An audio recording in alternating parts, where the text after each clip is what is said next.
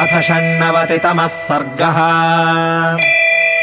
ताम् तदा दर्शयित्वा तु मैथिलीम् गिरिनिम्नगाम् निशसाद गिरिप्रस्थे सीताम् मांसेन छन्दयन् इदम् मेध्यमिदम् स्वादु निष्टप्तमिदमग्निना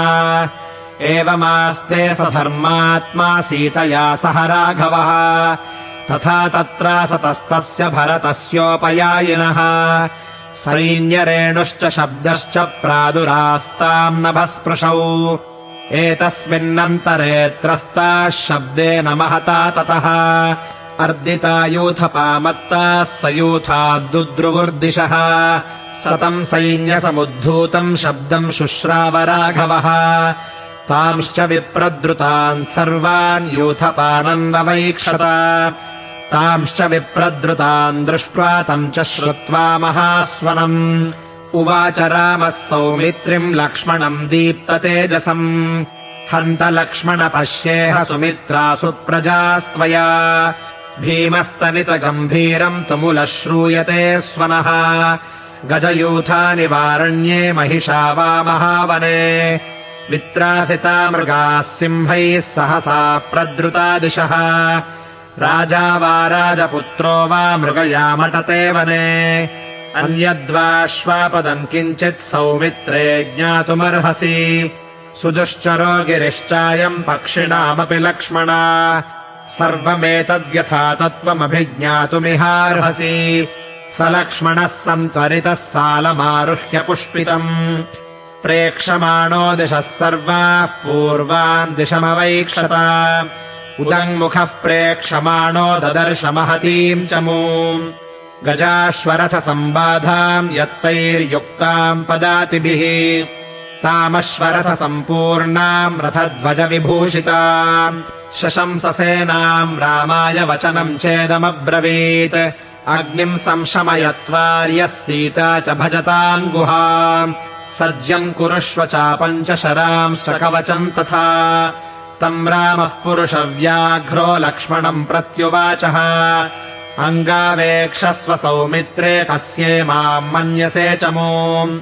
एवमुक्तस्तु रामेण लक्ष्मणो वाक्यमब्रवीत् दिधक्षन्निवताम् सेनाम् ऋषितः पावको यथा सम्पन्नम् राज्यमिच्छंस्तु व्यक्तम् प्राप्याभिषेचनम् आवाम् हन्तुम् समभ्येति कैकेय्या भरतः सुतः एष वै सुमहान् श्रीमान् विटपी सम्प्रकाशते विराजत्युज्ज्वलस्कन्धः कोविदारध्वजो रथे भजन्त्येते यथा काममश्वानारुह्य शीघ्रगान् एते भ्राजन्ति सम्भ्रष्टा गजानारुह्य सादिनः गृहीतधनुषा वावान् गिरिम् वीरश्रयावहे अथ वेहैव तिष्ठावः सन्नद्धावुद्यतायुधौ अपि नौ वशमागच्छेत् कोविदारध्वजो रणे अपि द्रक्ष्यामि भरतम् यत्कृते व्यसनम् महत् त्वया राघव सम्प्राप्तम् सीतया च मया तथा यन्निमित्तम् भवान् राज्याच्युतो राघव शाश्वतात् सम्प्राप्तोऽयमरिर्वीरभरतो वध्य एव हि भरतस्य वधे दोषम् नाहम् पश्यामि राघव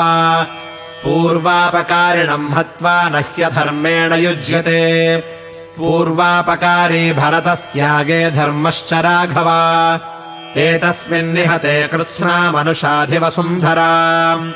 अद्य पुत्रम् हतम् सङ्ख्ये कैकेयी राज्यकामुका मया पश्येत्सु दुःखार्ता हस्तिभिन्नमिव द्रुमम्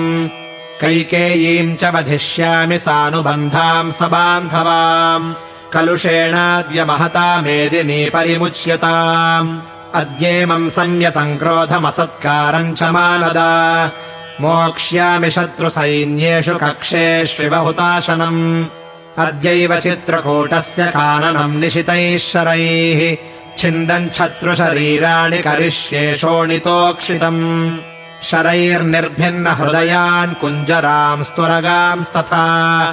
श्वापदाः परिकर्षन्तु नरांश्च निहतान् मया शराणाम् धनुषश्चाहमनृणोऽस्मिन्महावने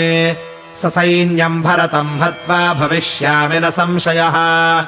इत्यार्षे श्रीमद् रामायणे वाल्मीकीये आदिकाव्ये अयोध्याकाण्डे 96तमः सर्गः।